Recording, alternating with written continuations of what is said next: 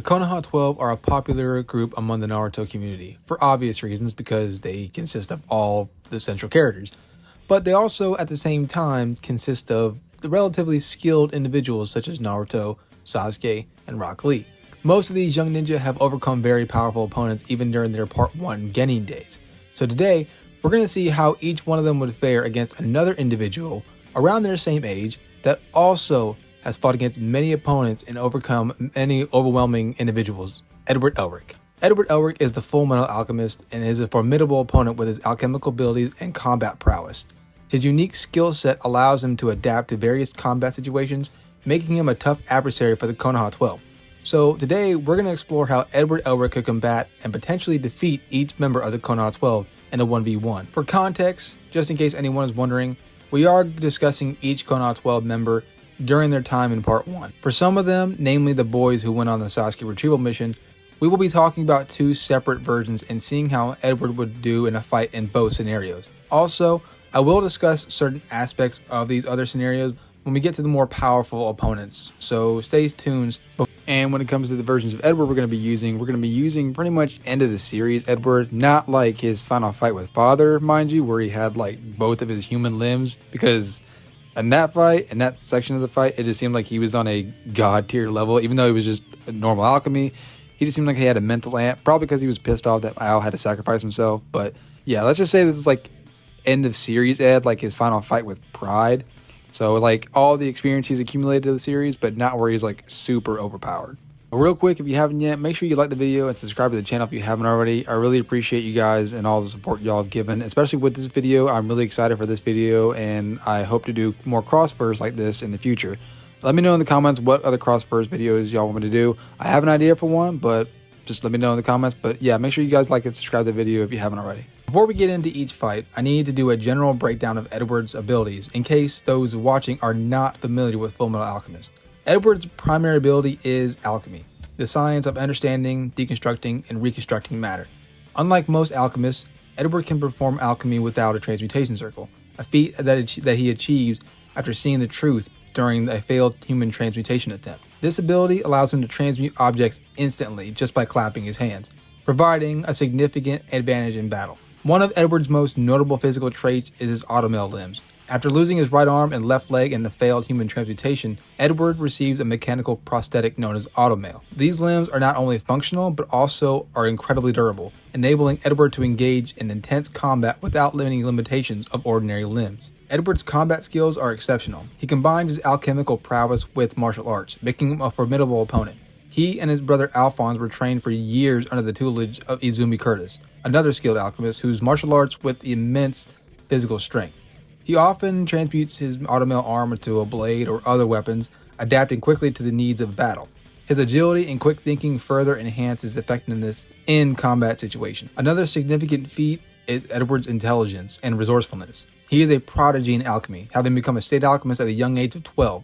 His deep understanding of alchemical principles and his ability to solve complex problems quickly make him a valuable asset to the military and his companions. And real quick, before we start the respective fights, we will also be giving each side some surface level knowledge of the other's capabilities. More specifically, Edward will know that these ninjas can perform attacks called ninjutsu, and that they can harness chakra to enhance their physical prowess. But he won't know what each member can specifically do.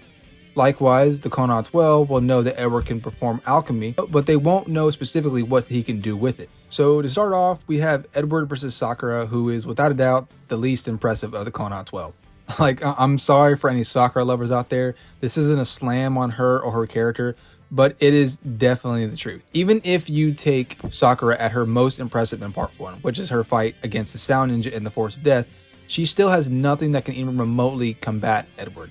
Whether it's fighting Sakura from a distance or just using his alchemy, or even if it's in close quarters, she is completely outmatched. I mean, even if she uses a substitution jutsu similar to how she did against Saku, it'll probably throw Edward off, but it won't do anything substantial enough that Edward can't work around. So yeah, Edward wins this like 10 times out of 10. Like, maybe I would be able to give her to her if this was like alchemy exam Edward when he was a little bit younger, but The fact that he still trained under Izumi for years before that, I'd still probably give this to him on his, his martial arts and his strategic mind alone. The next up is the next least impressive, which is Tenten. I mean, honestly, Tenten is only weapons. That's it. Anything she is going to throw at Ed, he's going to either just be able to outright dodge or defend with creating a giant wall with alchemy. And range is something that isn't even a problem for Ed as well, because he can either use alchemy to create weapons of his own, such as spears or swords, or depending on where they fight, for example, like say if it's the preliminary rounds arena, he can just use the alchemy to create a giant stone fist and launch it right at Tenten. So one way or the other, Ed is going to be able to close the distance and finish off the fight. So again, I'm not going to hate on Tenten, but I'm going to give this one to Ed 10 out of 10 times. Moving on to Ino. Like with Sakura and Tenten, Ino doesn't really have too much to combat Edward. Now, she does have her mind transfer jutsu, which is definitely a hassle to deal with if it's pulled off. Both Asuma and Kakashi point out that the jutsu isn't too threatening on its own, and it's mainly supposed to be used after Shikamaru immobilizes their opponents with Shadow Possession. The reason being is that if she attempts to fire the jutsu towards Edward and she misses, her soul can't get back to her body for at least a few seconds or to a minute, depending on how far the range is between them. Now, the advantage that Ino does have in this fight is the lack of knowledge on Edward's part. Since he will not know anything about the mind transfer, he might be likely caught off guard. Then again, with Edward knowing that these ninjas can perform jutsu of some kind, maybe his first instinct when seeing Ino form a hand sign will be to, immediately dodge it or run around the battlefield. Maybe that's giving him a little too much credit in terms of intuition, but like I said earlier, Edward is incredibly smart and perceptive, so it could be possible. But the catch-22 is that even if Ino does happen to land mind transfer, like say if she used her hair to bind Edward the same way she did against Sakura, then there's really nothing she can do that I know of that can actually harm Edward. Unless she can just destroy his mind from inside, then all I can see her doing is just chilling inside Edward's spirit, and that's it. So being that her only win con, quote unquote, is kind of rendered useless, then I guess I gotta give this fight to Edward too, as nothing else in Ino's arsenal is gonna be able to beat Edward. So she's basically another Sakura at that point. Up next is Kiba. So I'll be honest, if this is Kiba from the Chunin exams, then I don't think he's got much that's going to be able to put Edward down. While that might be lowballing Kiba a bit, keep in mind that Edward is used to fighting opponents similar to Kiba.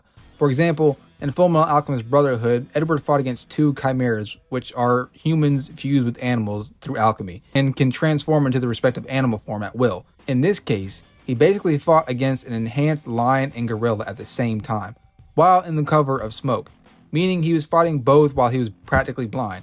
And as a matter of fact, he was able to use their strong sense of smell against them and turn the tables. So while Kiba and Nakamura would outnumber Edward, it's possible that even with their food pills and their fang over fang, that Edward can still combat them. No shade on Naruto, but even he was able to beat them when he was pretty much fatigued and also had the 5-pronged seal messing with his chakra.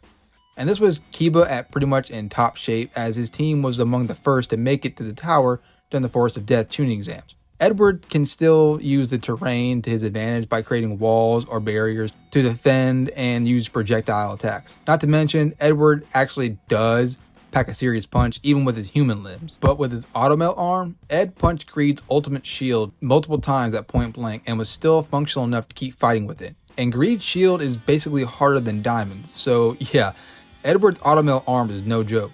Now, if this is Kiba from the Sasuke retrieval mission, then that might be a bit of a different story, as the giant two-headed wolf might actually pose a problem for Ed.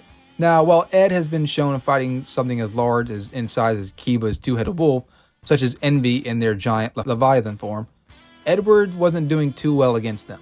Although, considering the massive size difference, he didn't do too bad. But I will say, if Kiba is able to hit Ed with a tunneling fang while in the two-headed wolf form, then it's likely a GG, because I'm pretty sure that's going to rip him apart, the same way he did with Sakon and Yukon.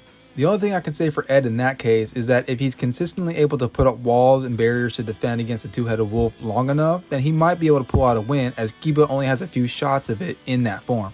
So, depending on what Ed's condition is, he might be able to finish Kiba off at that point. So if it's tuning exams Kiba, I think Edward takes it like 8, 9, 10 out of 10 times. If it's Sasuke retrieval Kiba, I'd say Kiba's got a little bit of a better chance, but I'd still give it to Edward to beat him, so probably like a 6 or 7 out of 10. If he's able to defend and survive against the two-headed wolf, then he can pull out a win. But I could also see Kiba slightly overwhelming Ed with it. But again, since this is end of series Ed, or near the end of series Ed, it's possible he can finish the fight before Kiba and Akamaru can even go into their two-headed wolf. So yeah.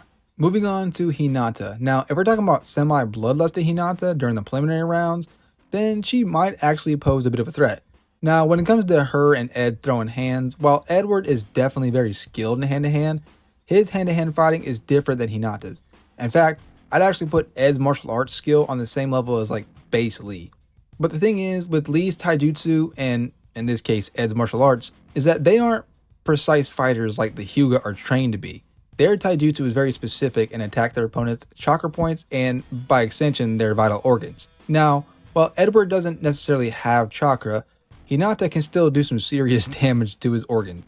And to be blunt, all it's going to take is one hit to a vital organ and it could be done. Because the second Ed starts to feel the pain of the first attack, Hinata can just follow suit with a couple more to end the fight. And even if we assume Izumi taught Ed and Al some basic medicinal alchemy, I don't know if it would be enough to heal a vital organ if they're damaged. So Ed not knowing how her combat is, it's more than likely he'll try to swap hands with her first instead of fighting her at a distance, which in that case, Ed might be cooked. I mean, he does have an advantage of being able to fight at a distance, but more often than not, Ed usually doesn't start fights at a long distance. So if he goes in character, then I honestly would maybe give this to Hinata about 6 out of 10 times. Ed's definitely a skilled fighter, but again, the Hyuga are basically bred to be very precise fighters. But I would still give him a chance that he could beat her with his strength.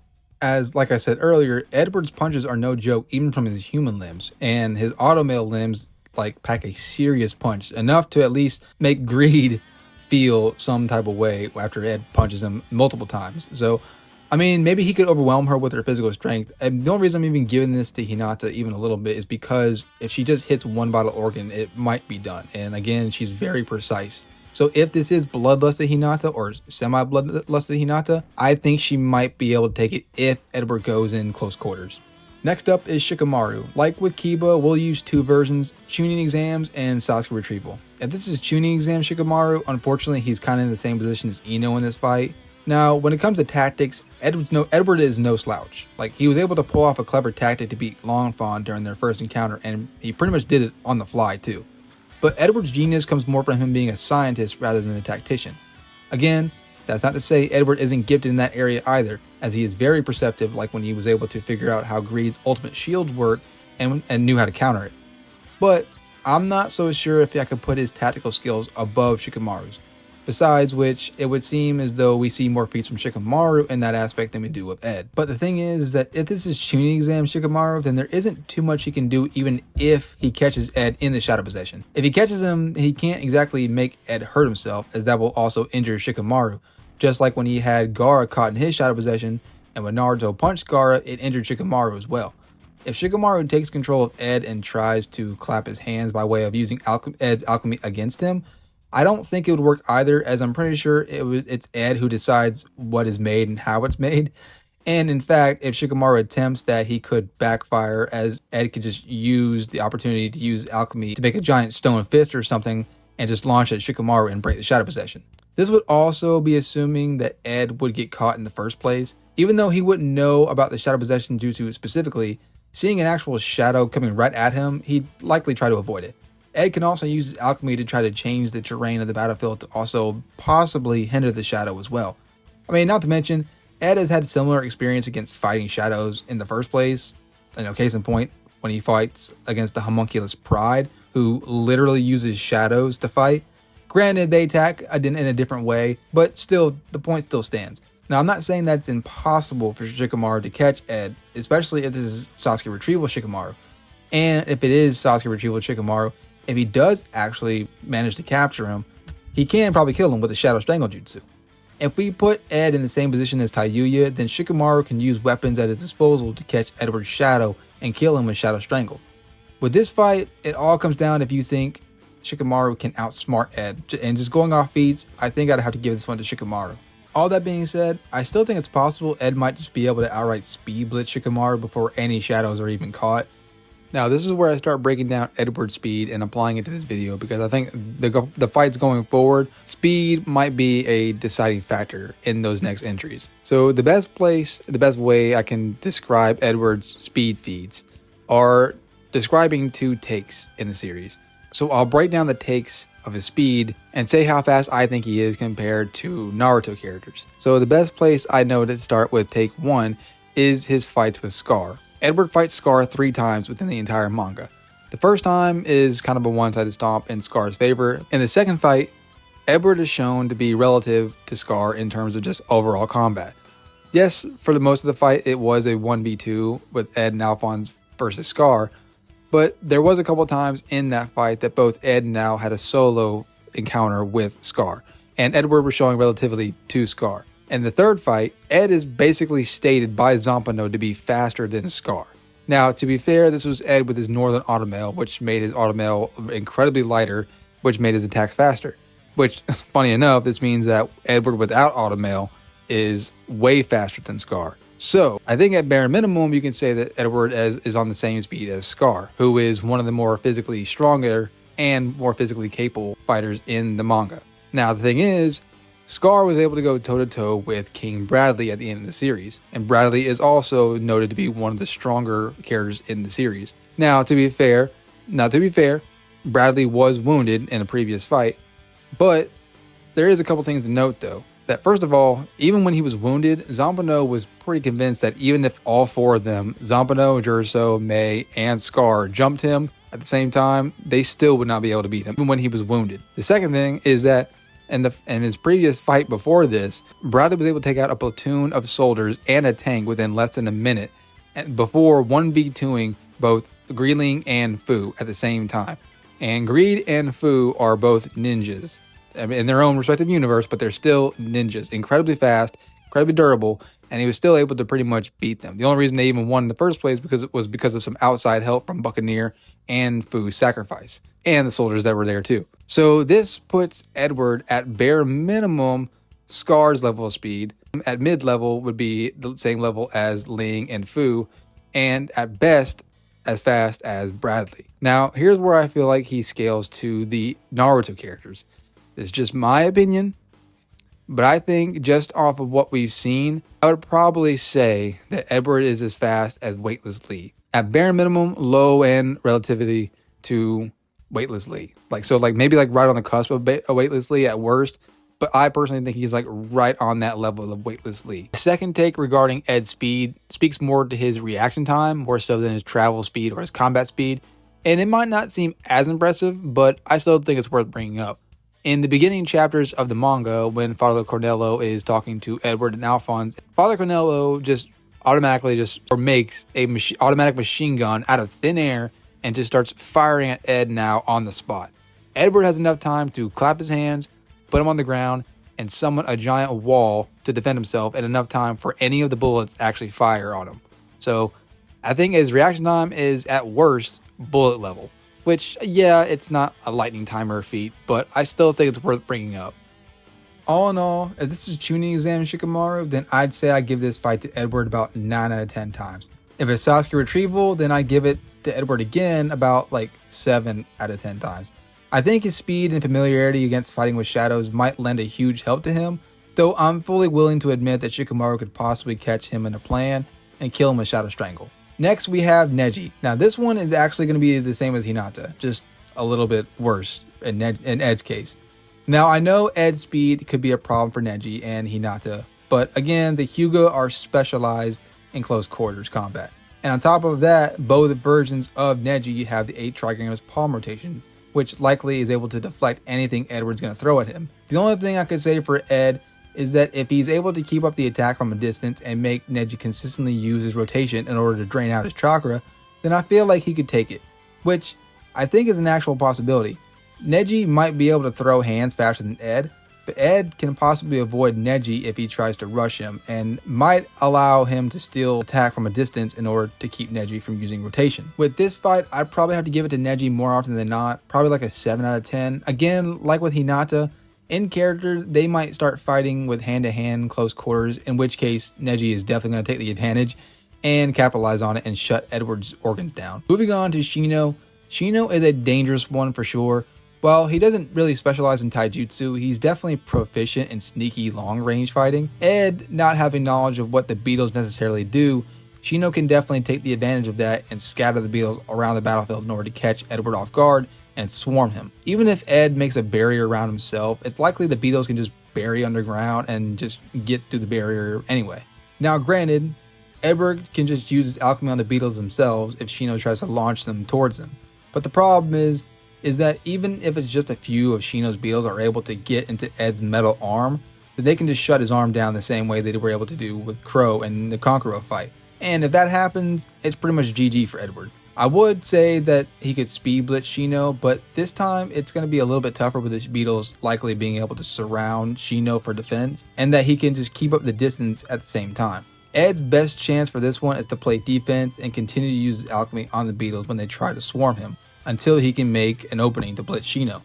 I think with this one, Shino might be able to take it with about like 6 out of 10 times. I do think Edward can speed blitz Shino, it's just a bit tougher with the beetles as it allows him to fight at a distance and potentially shut down Ed's arm. Next up is Choji. Now from here on, this is where the scenarios are going to be switched around a bit, because all the Genin going forward all have a power up of some kind. So likewise, I think it'll be only fair on both sides if we also give Ed a power up in the way of the Philosopher's Stone. Now I know in character Edward wouldn't just use a stone, but let's just skip the semantics and say for the sake of this video that he would. So if it's Choji versus Edward without the stone, I think Choji might take it. I know Choji is more or less treated as a joke in the show, but his attack power is nothing to sleep on. If he hits Ed with any partial expansion attack, Ed's going to be feeling it. Now, they won't be enough to completely shut him down, but if Choji can hit him with his human boulder, it's not going to be a good thing for Ed. Luckily for Ed, he's able to both attack and defend from a distance. If Choji decides to use the human boulder, Ed can just put up a wall using alchemy. But if Choji does what he did against Jirobo and expand his entire body to crush Ed, he's done. Now, luckily for Ed, Choji isn't very fast. At least that's not what he's known for. So Ed might be able to just speed blitz him before Choji can really make a decisive blow. Now, let's say for the sake of conversation that Choji does make it long enough in the fight to use his food pills. Then he could for sure press Ed pretty hard.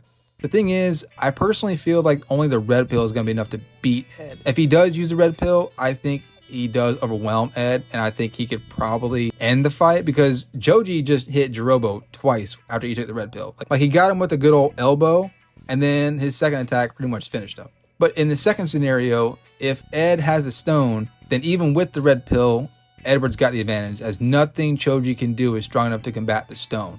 So if Choji doesn't get the chance to use his food pills, then I feel like Ed can still speed blitz Choji before any attacks are really made. If Choji can use the red pill against Edward without the stone, I actually think he might win. But if it's Edward with the stone, then Ed wins even with Choji using the red pill. Moving on to Rock Lee. Now this is going to be Rock Lee from the Chunin exams, as in this retrieval arc, he's not necessarily in the best shape after recovery. And like I said earlier, I think at best you could probably get Edward's speed relative to weightless Lee, if not straightly on par. Even if I can say with full certainty that I can put his speed on that level, I can't say with full certainty that he'll be able to keep up with and combat 5th Gate Lee, or maybe even 3rd Gate Lee.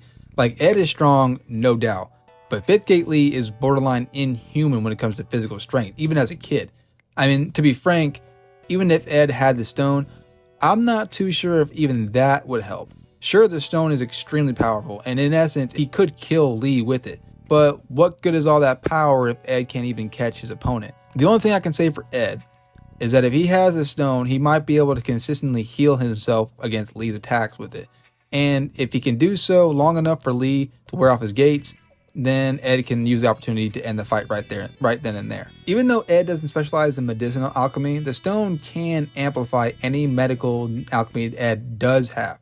But even that might be being a bit too generous to Ed, as seeing how Lee was quickly tossing around Gar like a rag doll in their fight, Ed may not have the time to use the stone to even heal. So all in all, I'd probably give this one to Lee about 8 or 9 times out of 10. And now we come to Sasuke. Now this is going to be Sasuke on the Chunin exams first. Sasuke is marginally the better fighter and is more willing to use lethal force.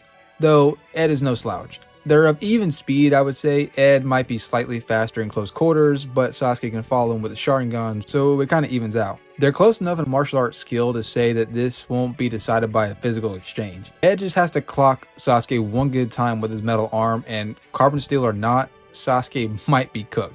However, Sharingan ensures that probably won't happen. Sasuke has the better range with his fireballs and kunai, but Ed is pretty quick to raising barriers, and I'd say the match won't be decided by range attacks either. If the match drags on, Ed is sure to win as he's probably smarter and will have analyzed exactly how Sasuke fights by this point, and utilize the knowledge to trick, trap, or maybe even KO Sasuke somehow, similar to how he did with L'Enfant. However, if Sasuke doesn't mess around at all, which he isn't really known to do, and goes straight to Chidori, even if he doesn't hit his heart. So in this one, I'd say Sasuke would probably have the edge 6 out of 10 times. He's more likely to use Chidori before Ed can come up with a plan and close the distance incredibly fast. Moving on to Sasuke in the Final Valley. So this is base Sasuke with the 3 Tomo Sharingan, then I want to say he takes it. It'll still be tough as Ed's speed is no joke, but if Sasuke uses his speed that he copied with Lee along with his visual perception, I think he'd be able to outclass Ed in hand-to-hand. Now, having said that, if Ed is able to survive long enough, he might be able to take it, as it takes a good amount of chakra for Sasuke to maintain Lee's weightless speed, as noted by Lee himself during the final round of the tuning exams. When it comes down to anything long range from Sasuke, I don't think it'll be a problem for Ed, like I mentioned before, as he could just use alchemy to put up walls and barriers to defend against jutsus such as Fireball Jutsu or Phoenix Flower Jutsu, etc, etc. So all that Sasuke would really have to end the fight with Ed is Chidori. Now, if this is Ed without the stone, then I think Sasuke holds the edge. As strong and as resourceful as Ed is, I think that either CM1 or CM2 would likely just be able to overwhelm Ed, especially if the fight has already gone for a bit before Sasuke enters any of the curse mark stages. Personally, I feel like at best, Edward can handle CM1 Sasuke, but with the strength and chakra that CM2 Sasuke has, on top of his ability to fly, might be a bit tough for Ed to keep up with. Plus, it'll just take one shot from Chidori and the fight is done. Now, if this is Ed with the stone, I think it's the other way around and I say Ed wins. I know it might be seeming like I'm giving the stone way too much credit, but just as a point of reference, with just a smaller crystal of the stone, Alphonse was able to go toe-to-toe with Pride and Kimberly both in a 1v2 and pretty much had the edge against them for the majority of the fight. The only reason Al couldn't finish them off was due to Kimberly having a stone of his own. And in this video, we're giving Ed a stone that is similar to what each of the homunculi had as their core. So pretty much a full power Philosopher's Stone, which is no joke. So on top of the stone's own power, it can also amplify any and all of Ed's alchemical abilities, including possibly some medicinal alchemy, as I said earlier. Plus, even with just one stone, Father was able to combat any and all of the attacks that everyone was throwing out on the battlefield during the last fight, which included attacks from multiple people such as Ed, Izumi, Hohenheim, and even Roy Mustang. So with the stone, I think Ed should be able to take the advantage against Sasuke, at the very least through a battle of attrition. And last we have Naruto, and to be blunt, you could probably take everything I said about Sasuke and apply it here, especially if these two are relative, especially in the last fight. In the tuning exams fight, this is tuning exams Naruto. I mean, I could probably see Edward being able to finish the fight off before Gamabunta is summoned, but even if Gamabunta isn't summoned, I don't really know what Ed's gonna be able to do against 200 shadow clones. I mean, I know Ed's tough, and I would probably give his taijutsu and hand-to-hand, again, like I said, basely, at that level. But 200 shadow clones is a lot for Edward to keep up with. And with the amount of chakra that Naruto has on his own, I don't know. I'm not so sure that he will be able to, win the fight. If again, at some point, Gamabunta might get summoned, and if that's the case, Edward's cooked. And this is Final Valley Naruto, forget it. Because he was actually able to more or less enter the QB state at will. And if he again, just 200 shadow clones in the QB state like he did against Kiba, I don't know.